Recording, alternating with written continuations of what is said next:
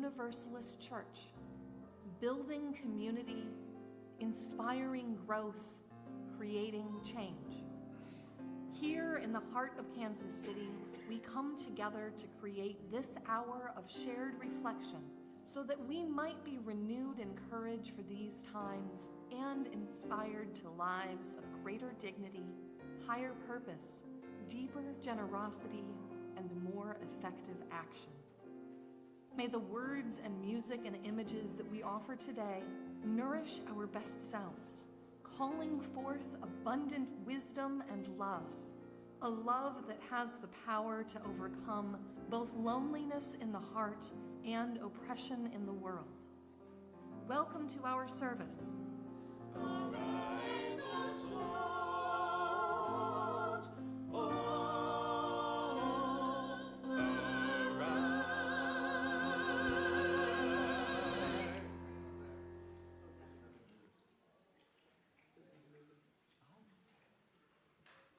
Hello, my name is Russell Pelhausen, and I'm a member of All Souls. I'm here today to share information with you about the upcoming All Souls annual meeting. As required by Article 4 of our Constitution, we must hold an annual meeting of our society in May each year. This year's meeting will be held on Sunday, May 31st at 12:30 p.m. in the church's Bragg Auditorium. If you are unable to attend in person, the meeting will also be available via Zoom, so you can join in using a computer, tablet, or smartphone, or you can even call in using a regular telephone. The information for joining on Zoom can be found on the main page of our website at allsoulskc.org. Look for the virtual Bragg Zoom link. The purpose of the annual meeting will be to adopt an annual budget and to elect incoming members of the Board of Trustees and various church committees. In addition, we will be voting on several items, including motions related to the endowment fund. Details about each of these items can be found on the church website or in the newsletter. Congregants who are not able to attend in person should follow the process on the church website or in the newsletter to appoint a proxy to vote on your behalf. For members attending in person, a paper ballot will be distributed at the annual meeting, and we will follow standard parliamentary procedure for handling voting there. For members attending online via Zoom or members who are unable to attend, a proxy form and sample ballot will be available online before the meeting. I highly recommend filling out both the proxy form and a sample ballot to provide to your proxy indicating your voting preferences. The Board of Trustees will be approving an agenda and draft budget for the annual meeting, and these documents will be shared via the church website. Please take some time to review the agenda and budget and let the board know if you have any questions or concerns. The Cassidy sisters are once again providing a delicious Sunday Plus lunch before the annual meeting, so please remember to pre-order. We hope that this process will allow everyone to attend the annual meeting and feel that their voice is heard. As always, if you have any questions, comments, or concerns, please email the board at board@allsoulskc.org or reach out to any board member or the church office. Once again, make sure to mark your calendars for Sunday, May 31st at 12:30 p.m. for the All Souls annual meeting. We hope to see you there. Thank you.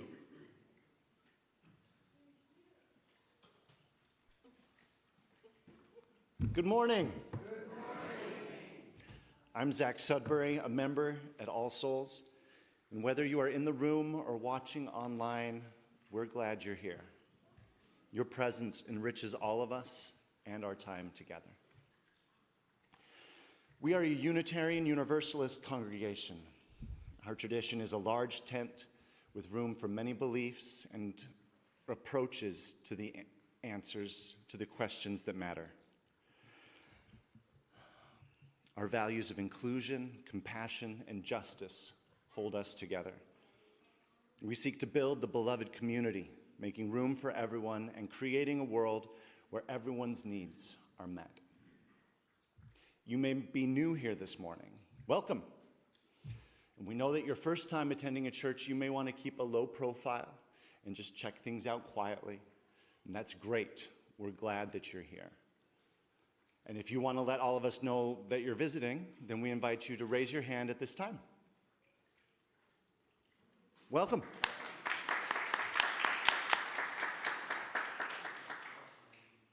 Thank you all for enriching us with your presence here today.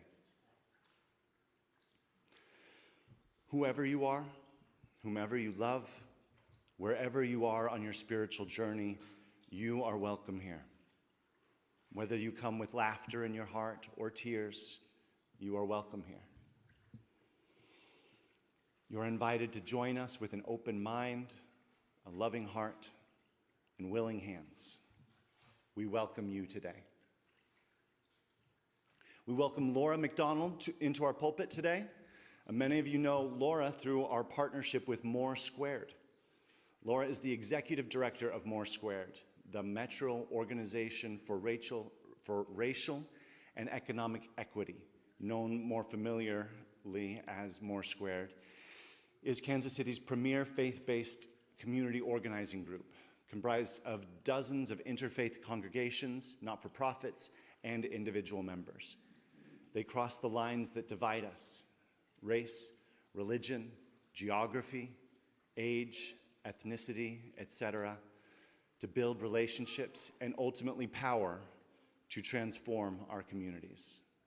Please help me welcome Lora.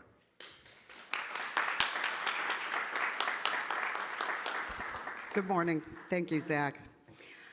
I just want to say a couple of things about this morning. I'm so excited to be here with All Souls. You know, we're really working on this notion of building a bigger we. How do we get more people engaged? So it might seem ironic that today's talk is about polarization. We're talking about polarization and how people can get stuck in the middle and not kind of pick a side. So as we talk about that today, I think you're the perfect people to grapple with that with out loud. Some of my favorite arguments have happened right here in the walls of All Souls. I think you're a people who can hold space for difficult conversations. And so I'm looking forward to having that with you today, just sharing with you some reflections today. And it's a beautiful day. I'm so glad you're all here. Thanks.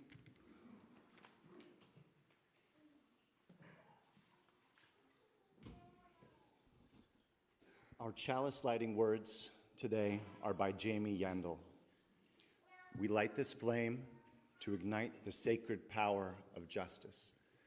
We light this flame so that it may be a beacon of hope in moments of uncertainty, fear, anxiety, and the unknown. We light this flame and are emboldened by its blaze, knowing our strength as a prophetic and powerful people is rooted in the diverse ways we answer the call to love.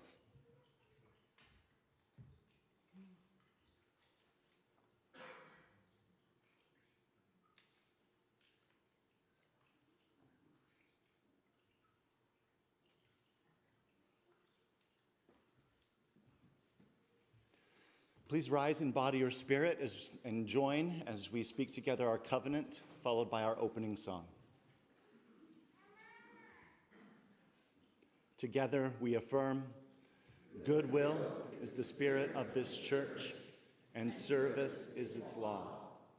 This is our great covenant, to dwell together in peace, to seek the truth in love, and to help one another.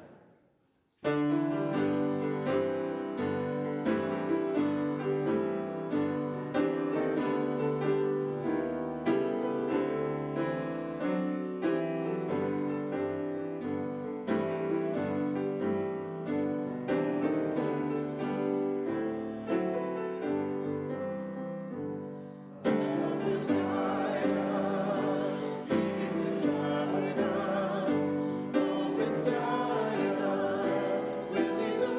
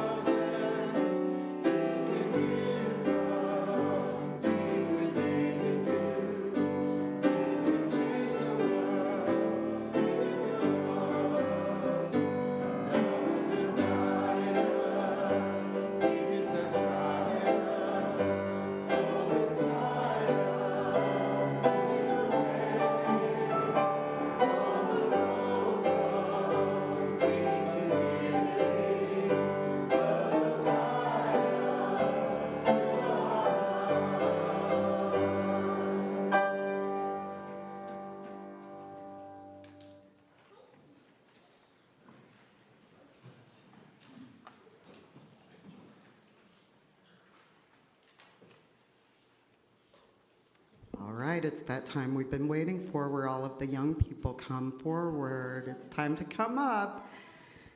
All right.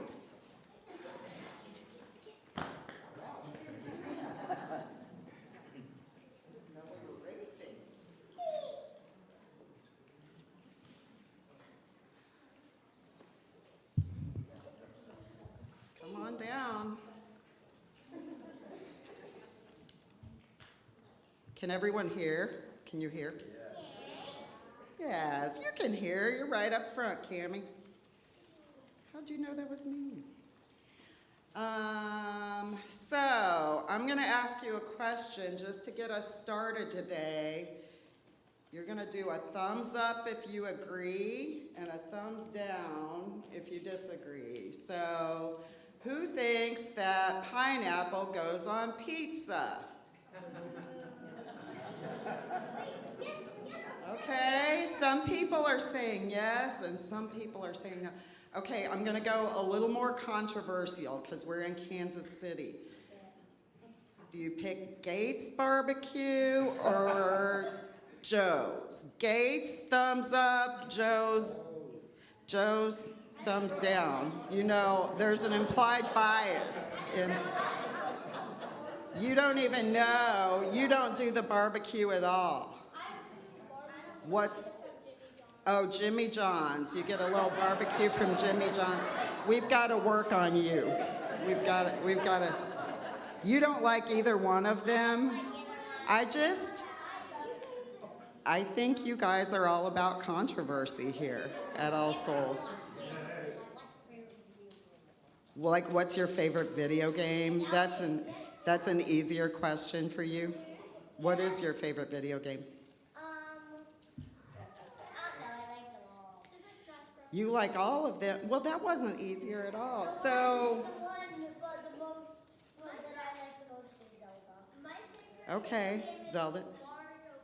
Mario, okay. Well, today we're going to talk about Dr. Martin Luther King, almost like Mario, but he had great powers too. So this is him. Have you all seen this before? Have you ever seen this?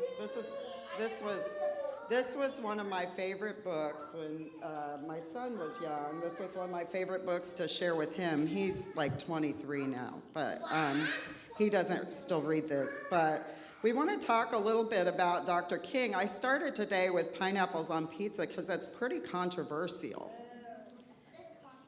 Controversial is like a matter of great importance. It's like something that's so important and we have to like pick a side. We have to pick a side. And so Dr. King, really in a lot of his work, he was calling us to pick a side. And here's where that started. For him, this is Dr. King when he was a little boy called Martin. Oh, thanks, I like it too. So when he was a little boy, you can see on the picture, Daisy changed the slide right on time. So you can't even see it here, it's right here.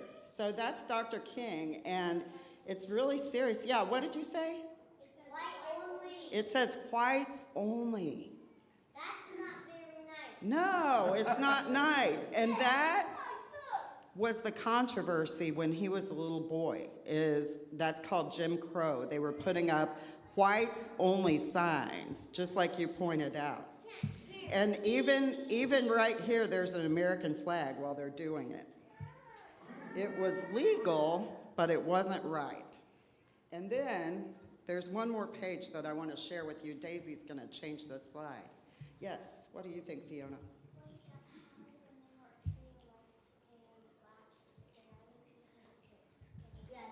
Right, because of racism, just they were traded. Yes, and that's what Dr. Martin Luther King, he went on, he became a preacher and he became the head of an organization where he would work for people to be treated fairly. And he went to jail. Well, I don't even need to be here today. You all know everything. I don't. You are too smart for me.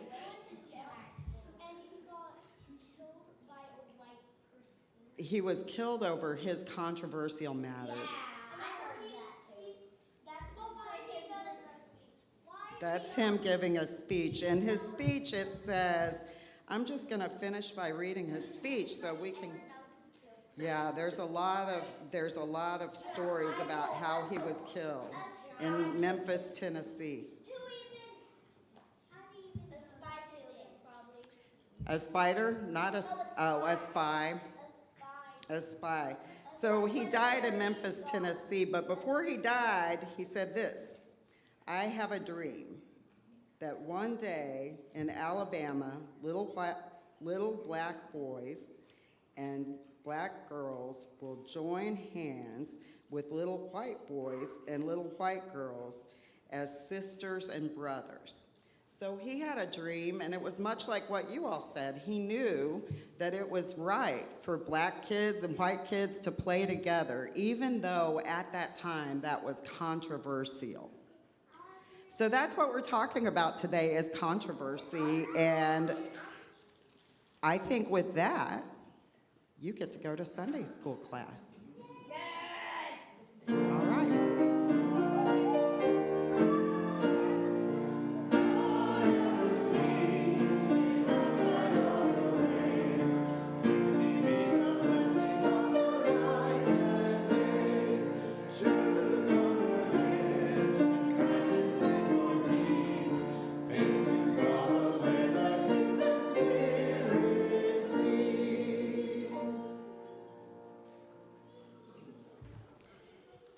Morning, church. I'm Joseph Davis. I've been a member here since, my gosh, 2005, and it is that part of the church service where we ask for you to give of, most of us give of our time, and today we ask you right now to give of your treasure. This goes to our collection today will go to the general operating fund, and to keep the lights on and keep this open for game night, of which I'm a huge fan, and to keep the kitchen open where the Cassidy sisters always work their culinary magic. And with that in mind, and with everything that is going on in the future of our church, the offering will be gratefully given and graciously received.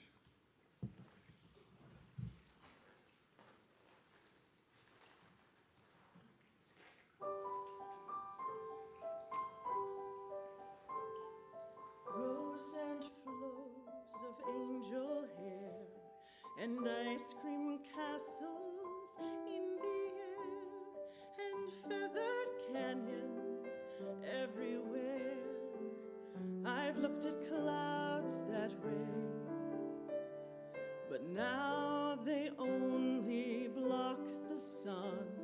They rain and snow on everyone. So many things I would have done, but clouds got in the way. I looked at clouds from both sides now, from up and down, and still somehow it's clouds' illusions I recall. I really don't know clouds at all.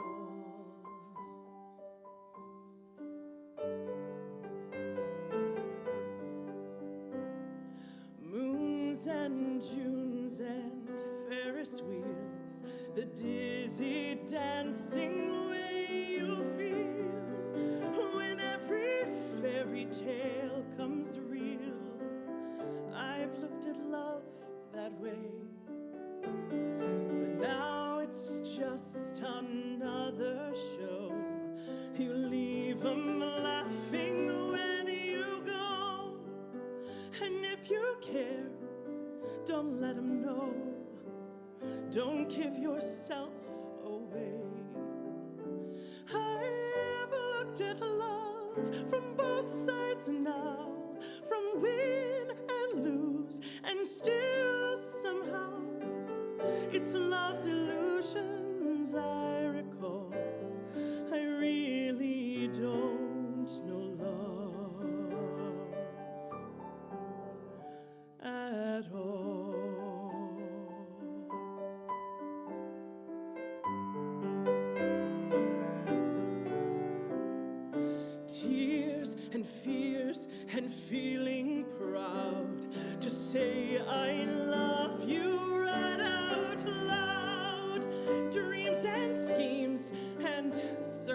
crowds. I've looked at life that way. But now old friends are acting strange. They shake their heads, they say I've changed. Well, something's lost and something's gained from living every day. I looked at life from both sides now, from win and lose, and still somehow it's life's illusions I recall. I really don't know life at all.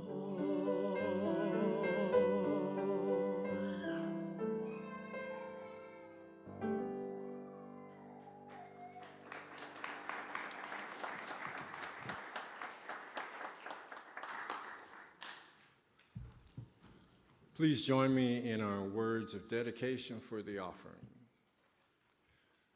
Together, let's affirm that we dedicate our offerings and our actions to the mission at the heart of this congregation, to build a respectful and caring community, to inspire personal and spiritual growth, and to create change towards a just and compassionate society.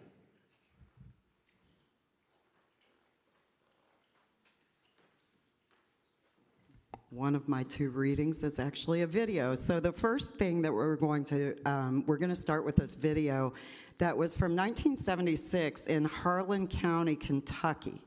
That's where, at that time in 1976, they were having their second big fight, if you will, with coal mining plants and with the owners of the coal mines. So that sets up the video enough for you. But I invite you to listen to how Florence Reese, who actually wrote the song, introduces it and how she addresses the people that the song was written for.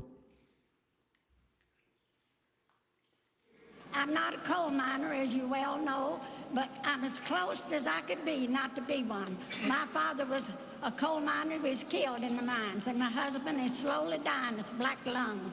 And my husband and me was in the strike in the 30s in bloody Harlan County, and I do mean it is bloody too. And they tell me, these miners say, we're going to stick it out unless Duke Power signs the contract till hell freezes over.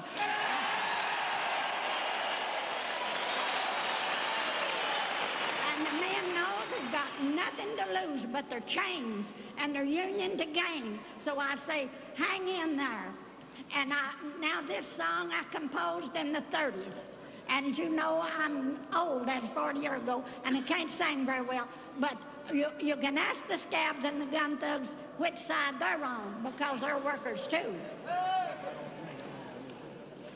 Come all you poor workers, good news to you I'll tell, how the good old Union has come in here to dwell. Which side are you on? Which side are you on? If you go to Harlan County, there is no neutral there. You'll either be a Union man or a thug for J.H. Blair. Which side are you on? Which side are you on?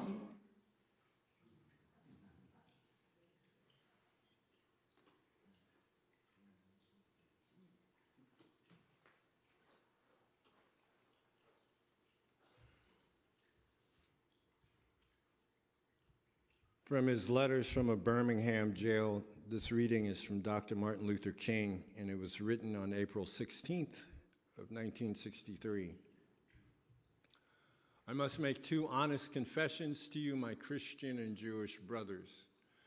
First, I must confess that over the past few years, I have been gravely disappointed with the white moderate. I have almost reached the regrettable conclusion that the Negro's great stumbling block in his stride toward freedom is not the white citizens' counselor or the Ku Klux Klaner, but the white moderate, who is more devoted to order than to justice, who prefers a negative peace, which is the absence of tension, to a positive peace, which is the presence of justice, who constantly says, I agree with you in the goal you seek, but I cannot agree with your methods of direct action, who paternalistically believes he can set the timetable for another person's freedom, who lives by a mythical concept of time and who constantly advises the Negro to wait for a more convenient season. Shallow understanding from people of goodwill is more frustrating than the absolute misunderstanding from people of ill will. Lukewarm acceptance is much more bewildering than outright rejection. I had hoped that the white moderate would understand that law and order exist for the purpose of establishing justice, and that when they fan in this purpose, they become the dangerously structured dams that block the flow of social progress. I had hoped that the white moderate would understand that the present tension in the South is a necessary phase of the transition from an obnoxious negative peace in which the Negro passively accepted his unjust plight to a substantive and positive peace, in which all people will respect the dignity and worth of human personality. Actually, we who engage in nonviolent direct action are not the creators of tension. We merely bring to the surface the hidden tension that is already alive. We bring it out in the open where it can be seen and dealt with.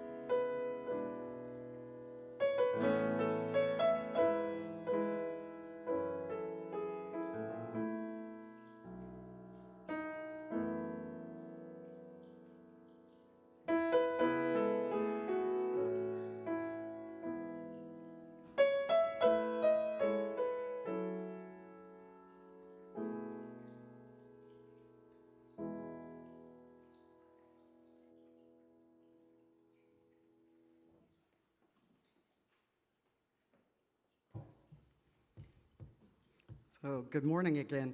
Like I said earlier, it's just really exciting to be with All Souls because I know no matter what I say here today, I'll get some feedback, right? And I can always count on that from you all, from everyone here. One of my favorite lifelong sparring partners we lost this year, Lon Swearingen, and I just wanted to put him in this room today because, yeah. I hung up on him a time or two. But what I loved most about him is I could always call him and count on him to come back and us have a real talk it out kind of moment. And that's really what today is about. Last Sunday, at this exact moment in time, I was heading to the airport and I was getting ready to go be with about probably like 15 other organizers, some of the best in the nation, in my opinion. And I want to say I was humbled just to be there like I am today to be with you. I was humbled to go And what we were doing is we're working on this pro-democracy curriculum, how to protect our democracy in this moment in time in the United States. And I think what I showed you, both through the reading that, thank you, that Joseph did so well, and the video from Harlan County is there's a lot going on right now in our democracy, and we have you all organized in some real undemocratic conditions in this nation. And both the video from Harlan County comes from a time that was incredibly undemocratic, as well as we know the Jim Crow South for Black Americans was incredibly undemocratic, and yet we persevere and push through. So last Sunday I was heading to the airport and I was kind of in my head like, I'm not sure if I should be going. I've got to give up 2 days. They need me here. You know, we're kind of doing some important stuff here in Kansas City. We've got a ballot petition. I know John will get me if I don't say, sign the ballot petition today. We're working on some great things here in Kansas City. So I didn't want to leave. And I wasn't sure I was going to be kind of enough to contribute there. And I think that's how we all feel about movement work sometimes, is not quite sure I'm the right person, but I'm being called there. So I was heading in those circumstances and kind of stuck in my head when my Uber driver says to me, well, if you're coming back tomorrow, there's going to be the same stretch of the highway is going to be shut down.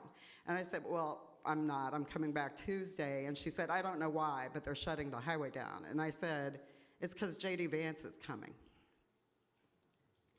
And she got real quiet, and she kind of squinted at me in the rearview mirror, and she said, I guess I don't know who that is. And that was my reaction. All of a sudden, I realized, oh, I'm in this bubble most of the time, and I think everyone is so politicized like I am, right? And like the people around me aren't neutral on who J.D. Vance is. They know who he is, and they have positions on who he is, right? And so it kind of brought me back to reality, and I just sat with her in the car for the few minutes we had left as we were exiting to the airport, and I asked her questions and got to know her a little bit that day. I didn't persuade her to vote, didn't try to, but it was just this jarring moment where I was reminded that more people didn't vote for either candidate. More people sat out and didn't vote for either candidate than voted for one or the other in the last presidential election. And it reminded me that I too can be in a real polarized space where I'm not getting out enough from my bubble that I'm in. So one of the things that we were training, ironically, in this pro-democracy training that you'll have opportunity to go to yourself sometime, one of the things we're playing around with is polarization. Can we kind of assess and invoke your spirit of where you're dwelling just based on asking you a provocative question? And I know you all know about this at All Souls because out here on the side of your church for a couple of years, 10 years, something like that, there was this banner. And it said, Black Lives Matter. And believe it or not, that's a controversial statement, All Souls, still, right? It's a polarizing statement to say Black Lives Matter. Some people, there's a polarizing statement that goes, love is love. That's a polarizing statement for some people, right? So that's what we're talking about today, is how can you use these polarizing statements? So I want to take you to a different conversation other than my Uber driver. About like 10 years ago, it was actually 12 now, I was heading to St. Louis a lot in 2014. They were sending me, our sister organization there, Metropolitan Congregations United, they were calling people like me in, largely white people who could kind of sit in a space of Switzerland with people in their base that would be upset if they took a stand in Ferguson, because they were taking a stand in Ferguson. And the worry was that 1 or 2 or 3 powerful people inside a predominantly white congregation might like pick the church off, get the church to splinter off and leave MCU if people like me didn't come over and just kind of spend time in conversation with people. So one day I was talking to this guy named Marty. That's my assignment. I was to meet with Marty, at a St. Louis bread company, which we know as Panera. I was going to St. Louis bread company to meet with Marty, and as soon as I walked in and introduced myself and he saw me, he said, "I'm not going to agree with you on any of this." So I sat down. And that's when I knew that's why I'm here to meet with Marty, is because he's not going to agree with me on any of this. I'll get back to him. So we've become increasingly polarized around issues that matter, controversial matters. You know, people are very quick to write each other off, right? If you're like me, you've been called like snowflake or woke or lib something or some name just for having an opinion and saying it on social media. There's this great book called The Persuaders, at the front lines of the fight for hearts, minds, and democracy. And it's written by a former New York Times reporter, Anand Giridharadas, and he's the Indian guy with the tall hair, if you guys have seen. He was really fantastic. He's about my age, about 50, and he has this tall silver hair. He's fantastic. He's Indian American. So he writes this book, and he teaches us in this book all about what happened. About the same time I was meeting with Marty, there were a couple of women who were Russian spies who were in the United States. And they went to California, and they went to Colorado, and they went to Illinois and Louisiana and Michigan and Nevada and New Mexico and New York and Texas. And while we don't know all the details about their day-to-day activities, we know they were in those places because all of that was in an indictment that was handed down years later about all of this. So what we do know is during their time, these two women Russian spies, during their time here, what they actually concluded, according to this book, The Persuaders, is that the United States could best be destabilized by fanning the flames of contempt around the extremes. That from the radical left to the radical right, so like from insurrectionists to people who murder CEOs over pharmaceuticals, right? From waving those flames and fanning those flames, the rest of us would just kind of opt out or polarize and no longer want to deal with each other. So some of us thought the Russians tampered with the election. We would hear this, and we thought that they were tinkering around, you know, getting Donald Trump elected. What they were doing was pitting us against each other so hard that we would opt out of discussing things with each other. That's what really happened. So what they did was they actually had this huge warehouse in Russia where they had people, hundreds of workers, working 12-hour shifts. And these workers would have responsibility for fake Facebook, fake Instagram, and fake Twitter accounts, hundreds each. And every day, if you were on the fake Twitter accounts, you had to make at least 50 tweets a day, and they would inform you what these tweets should be. Things that would really like radically fan the flames of polarization. So they might say something about equating women's rights to choose with us, quote, killing babies, right? Or on the right. And on the left, it would be things like, you know, making snarky remarks when the US was trying to track down ISIS about, well, we have our own ISIS in the US and they're fine with the KKK being here. These are the kinds of remarks that were being made from these fake, they're not bots, they're actual people typing these words on Instagram and Twitter and posing as real Americans. Sometimes having hijacked real Americans' accounts. Before they were done, the IRA, it's called, it has such an ordinary name. It was the Internet Research Association. That was the name. The IRA, before they were done, from this one Twitter farm, if you will, they produced some 76 million engagements on Facebook, 183 million likes on Instagram, and more than 10 million tweets.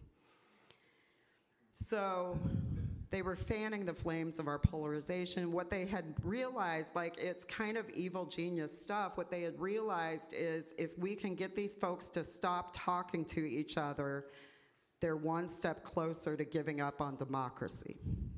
That's what they were doing. So now let's talk a little bit about Harlan County. The Appalachian people who were in the 1930s in Harlan County, Kentucky, they were a dependent people. The system was set up there not unlike sharecropping, where the people owned the coal mines and then they owned all the housing that the people lived in who worked at the coal mines, and so they had to pay their rent out of their checks. And on kind of a reaction to the Great Depression was, around 1930, they cut their wages by 10%. The coal mine owners cut their wages by 10%. So Florence didn't just like sit down and pen a song one day. What had happened was her husband was one of those union guys who was trying to organize. And in her home in Harlan County, she was home alone with 7 children in the evening. It's dark, and the sheriff and his men came in and raided their home, tossed the home upside down. And as he left, she could see that they were sitting outside, gun drawn. They were waiting for her husband to come home. So when she says, "Which side are you on?" she's not taking that lightly. She's saying, "Would you kill my husband? Which side are you on?" And it was sometime after that was over, her husband did not come home that night, so he didn't get shot. And it was a few days later when she would rip the back off a calendar, she said, and pin those lyrics on a calendar, because even paper was scarce in Harlan County in the 1930s. And she pinned the lyrics to those songs.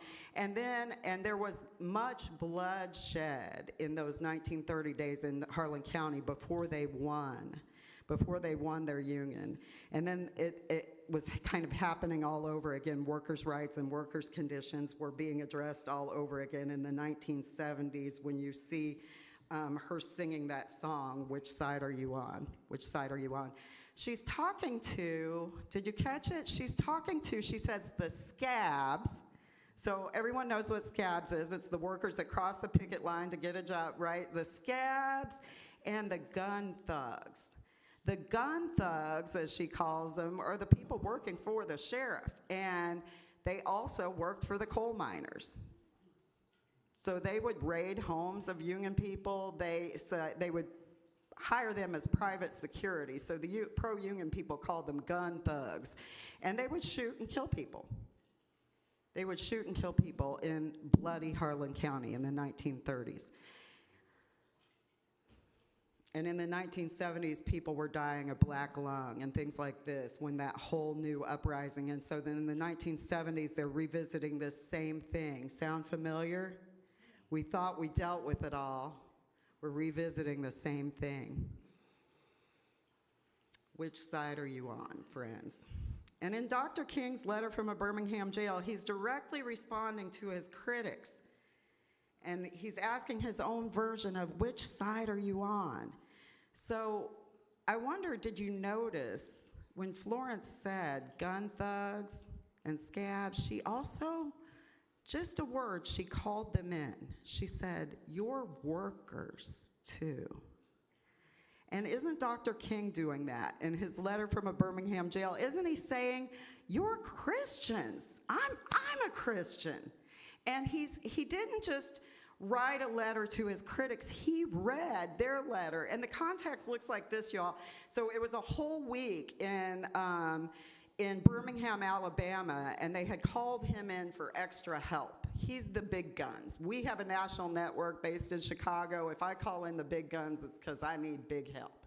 So they had called in Dr. King, and he comes to help them do a week of sit-ins and marches and protests. And the reason why they're doing this is because they had gotten some agreement in the Jim Crow South from all these stores. They had gotten some agreement, we will take down our whites-only signs. They had negotiated with them and worked out a deal with the Birmingham chapter of the Southern Christian Leadership Conference, and they didn't do it. They didn't do it. And so that's the context. But the white clergymen who write him this letter, they don't seem to know that. So they're suggesting you should go negotiate. They did that. They got agreement, and the people just didn't honor it. So they needed to show up bigger and with more people. They did that. And sometimes that's what we do when we critique from afar. We just say, oh, they should, and we don't know what they've done. By the time MORE² shows up in public yelling about something, we've done a lot of work, right? Some of you have been a part of that. So on this Good Friday, they've been doing a week of sit-ins and teach-ins and marches and prepping their people. And on this particular day, they had planned to do their big culminating march on Good Friday. And when they were arrested on the same day, these white clergymen, as Dr. King refers to them, these white moderate clergymen from all over Alabama have written this letter. And this letter is being published in newspapers all over Alabama on the exact same day they're all getting arrested. And it's an indictment of their behavior. It says, we agree with your goals, but we don't agree with all the tension you're creating. You're making a mess down here. You're doing too much. You're an outside agitator. You should stop. You should wait for the election. That's what they're saying that day. And King's response, he actually listened to them. He didn't just retort to their letter, he read their letter. And he found contradiction in their letter. He found critique in their letter. And he pulls them in and says, you're Christians, aren't you Christians? And he talks about our faith.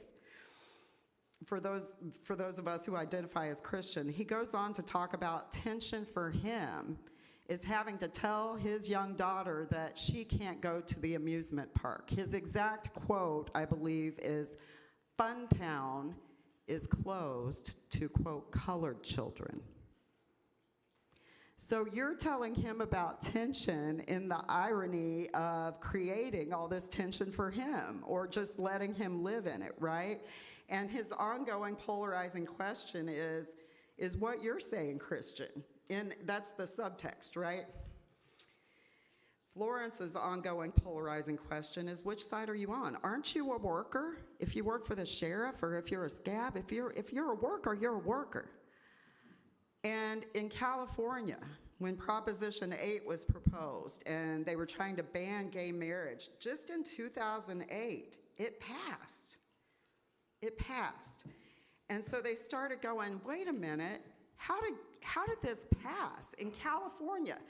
In Los Angeles, in San Francisco, those cities had packets of people that majority voted in favor of banning gay marriage in 2008, and it passed. That ban passed statewide. So those workers that worked on the campaign and gay folks who were organizers got real curious, and they said, we want to go talk to the people who shop in the grocery store next to us and vote against our humanity.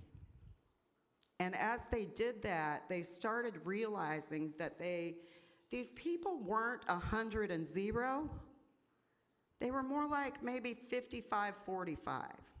They were maybe more like 60-40 against them. And maybe if they could just extract some of the contradictions of not seeing their humanity, maybe they could convert them. And they did it, you all. They, door by door, they might spend a half an hour with somebody who voted against their humanity and say, but do you know anybody gay? And then when they would say, yeah, Bob, my coworker, they'd say, well, do you think the same about him? No, Bob's different, right? So they would spend enough time with them to help them understand, you voted against Bob, you know?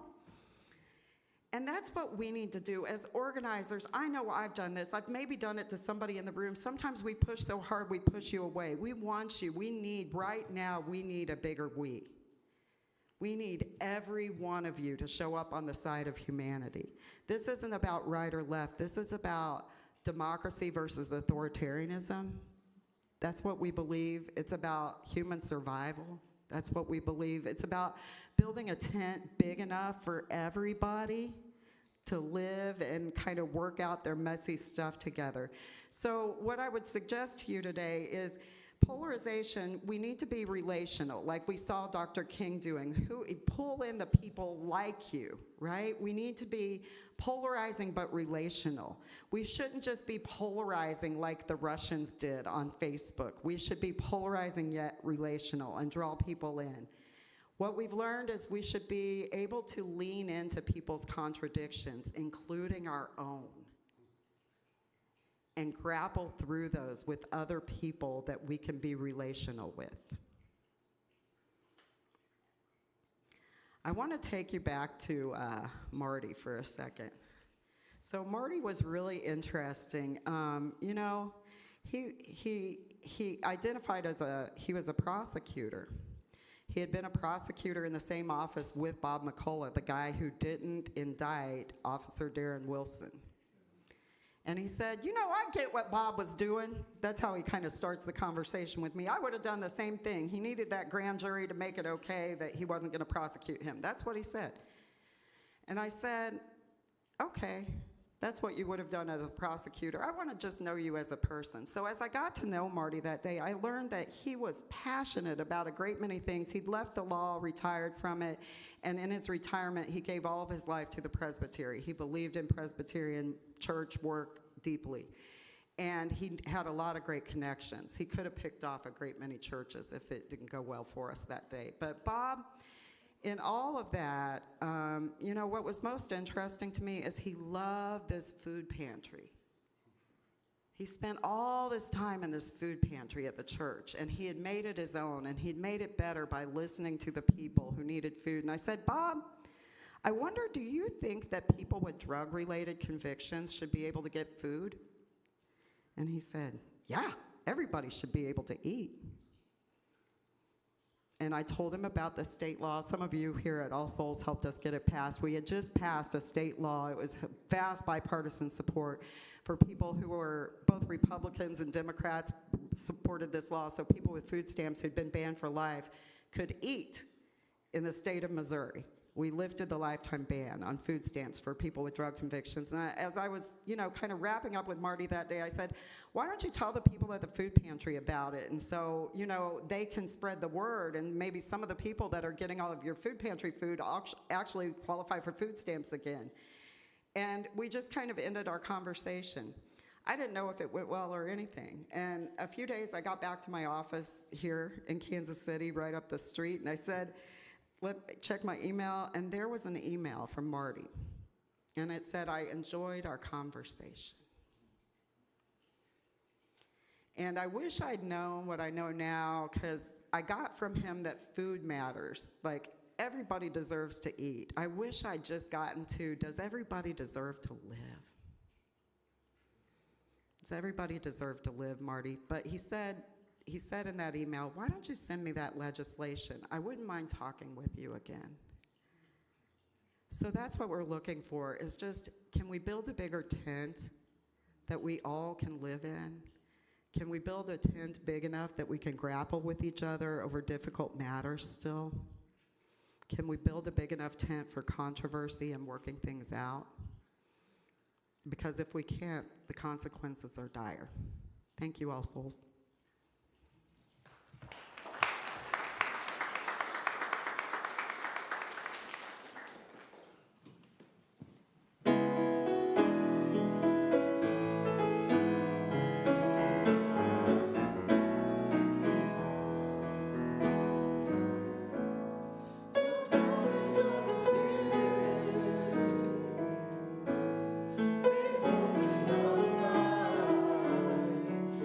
So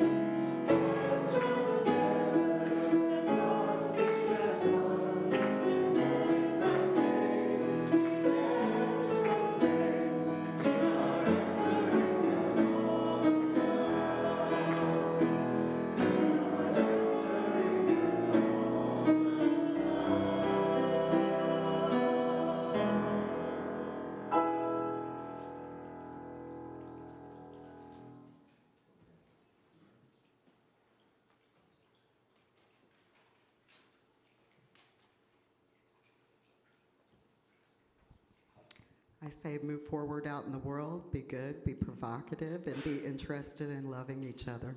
Bye. Have a good day.